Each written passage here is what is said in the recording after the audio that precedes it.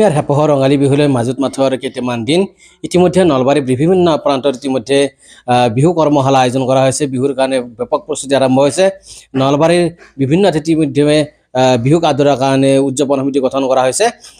সেই হিচাপত পিছ পৰি ৰোৱা নাই নলবাৰীৰ প্ৰখ্যাত জাপি শিল্পীও। আমি বৰ্তমান উপস্থিত আছোঁ নলবাৰীৰ কৰ্দৈতলাৰ MK শিল্প উদ্যোগত, আৰু য'ত জাপি শিল্পৰ লগত জড়িত এগৰাকী জনপ্ৰিয় জাপি শিল্পী নলবাৰীৰ মোহন কলিতা, তেখেতৰ নেতৃত্বত ইতিমধ্যে এই যি নলবাৰীৰ যে কৰ্দৈতলা অঞ্চল, ইয়াত সুন্দৰকৈ জাপি বনোৱা হৈছে। মই সহযোগীক অকণমান ইয়াৰ যি পৰিৱেশটো দেখুৱাবলৈ অনুৰোধ জনাইছোঁ যে আমি উপস্থিত আছোঁ নলবাৰীৰ কৰ্দৈতলাত, আৰু সেই কৰ্দৈতলাত MK শিল্প উদ্যোগৰ মোহন কলিতাৰ নেতৃত্বত যি ফুলাম জাপি সেইবিলাক ইতিমধ্যে সুন্দৰকৈ বনোৱা হৈছে, আৰু যিবিলাক জাপি নলবাৰী নহয় অসমৰ বিভিন্ন প্ৰান্তত ইতিমধ্যে প্ৰেৰণ কৰাৰ ব্যৱস্থা কৰা হৈছে।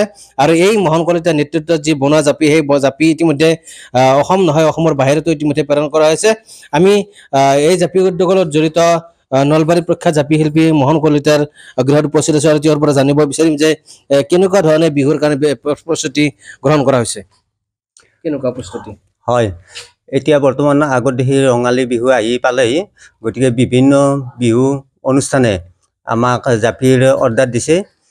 তাৰে ভিতৰতে যেনে ঢেকীয়াজুলিতো প্ৰায় 300-400 জাপি এখন বিহুতে লাগিব।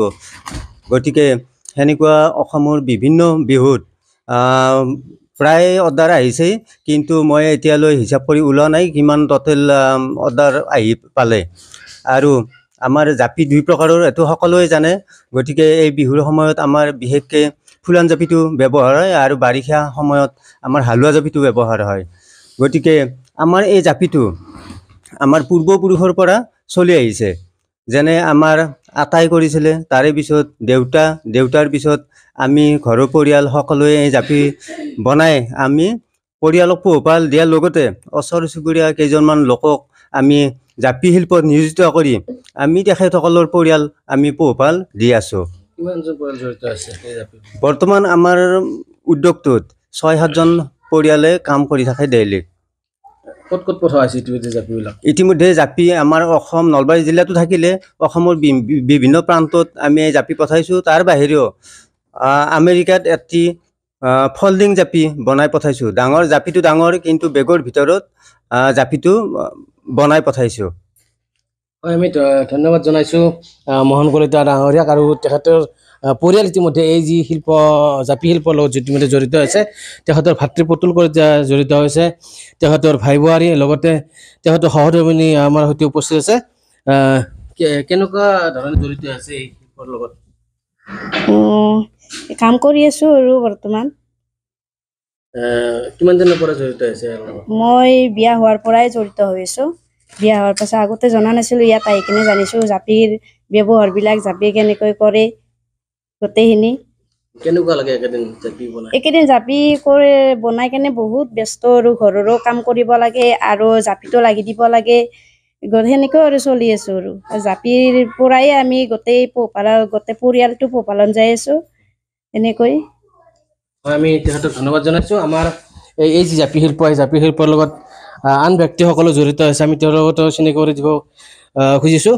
কেনেকুৱা লাগে একেদিন জাপিৰ লগত? সেইটো বিৰাট। কিমান দিনৰ পৰা জড়িত আছে এই জাপি শিল্পৰ লগত? মই মাজে মাজে জড়িত হৈয়ে থাকোঁ, বেলেগ কামো কৰোঁ। বিহু বুলি বেছি জাপিত ব্যস্ত হৈছোঁ। আমি মোহন কলিতা ডাঙৰীয়াক সুধিব বিচাৰিছোঁ, কেনেকুৱা ধৰণে স্বীকৃতি পাইছে ইতিমধ্যে চৰকাৰৰ পৰা? ইতিমধ্যে আমাৰ আনন্দ লাগিছে, কাৰণ চৰকাৰে আমাৰ জাপি উদ্যোগক GI টেগ কৰিছে। এইকাৰণে অসম চৰকাৰৰ লগতে ভাৰত চৰকাৰক আমি এই ক্ষেত্ৰত এই চেগতে আমি ধন্যবাদ দিছোঁ। যেনে মুখ্যমন্ত্ৰীৰ একক প্ৰচেষ্টাত আমাৰ জাপি উদ্যোগে GI টেগ লাভ কৰিছে। গতিকে সকলোকে আমি জাপি শিল্পীসকলৰ তৰফৰ পৰা মই আটাইলৈ অভিনন্দন জনাইছোঁ। হয়, আমি MK শিল্প উদ্যোগৰ লগত জড়িত আমি মোহন কলিতাক ধন্যবাদ জনাইছোঁ, আৰু এই নলবাৰীৰ যি নলবাৰীক গৌৰৱান্বিত কৰা জাপি শিল্পই অসমৰ লগতে ভাৰতবৰ্ষতো বা বিশ্ব দৰবাৰত প্ৰতিষ্ঠা লাভ কৰক, আমিও তাকে কামনা কৰিছোঁ।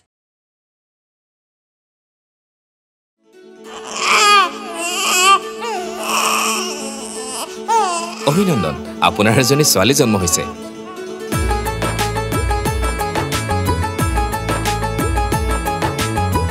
লাহি পাহি এজনী